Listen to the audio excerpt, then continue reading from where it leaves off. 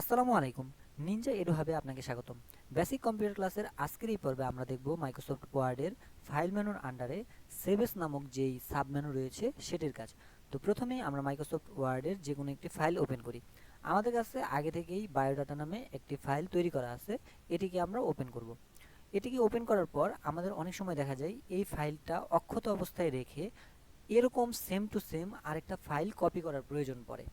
সেক্ষেত্রে আমরা যদি চাই একটু, যদি প্র্যাকটিক্যালি এটাকে আরও দেখাই, ধরলাম আমরা চাচ্ছি এই হৃদয় মিয়ার যেই বায়োডাটাটা আছে এটাকে আমরা অক্ষত অবস্থায় রাখবো, কিন্তু নতুন আরেকটা বায়োডাটা তৈরি করতে চাচ্ছি।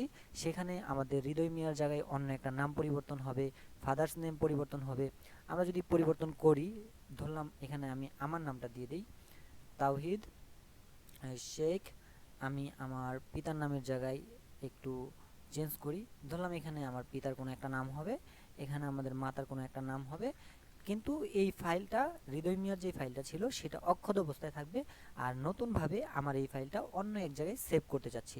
সেক্ষেত্রে আমরা ফাইল মেনুতে গিয়ে সেভে ক্লিক না করে আমরা তখন সেভ অ্যাসে ক্লিক করব।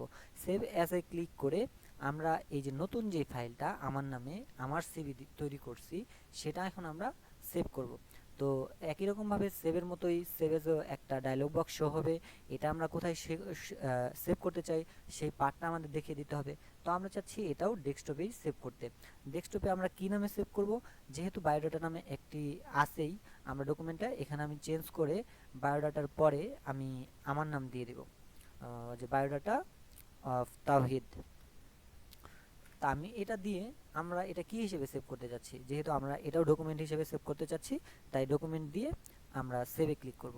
তাহলে এখন যদি এটাকে আমরা ক্রস করি, এই যে আমরা বায়োডাটা নামে আগের একটা ফাইল যেটা হৃদয় মিয়ার ছিল, সেটা এখন এই যে হৃদয় মিয়া নামেই অক্ষত অবস্থায় আছে, এবং নতুন যে একটা তৈরি করেছি এই যে সেটা এই যে এখানে শো হচ্ছে। এই যে নতুন এটা আমরা যদি একটু খেয়াল করি, হৃদয় মিয়ার পরিবর্তে এখানে আমার নামটা শো করছে।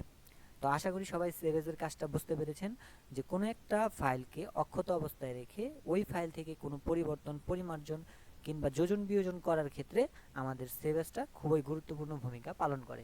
তো ধন্যবাদ সবাইকে।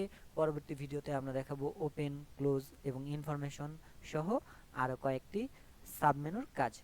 পরবর্তী ভিডিও দেখার জন্য আমন্ত্রণ রইল। আসসালামু আলাইকুম।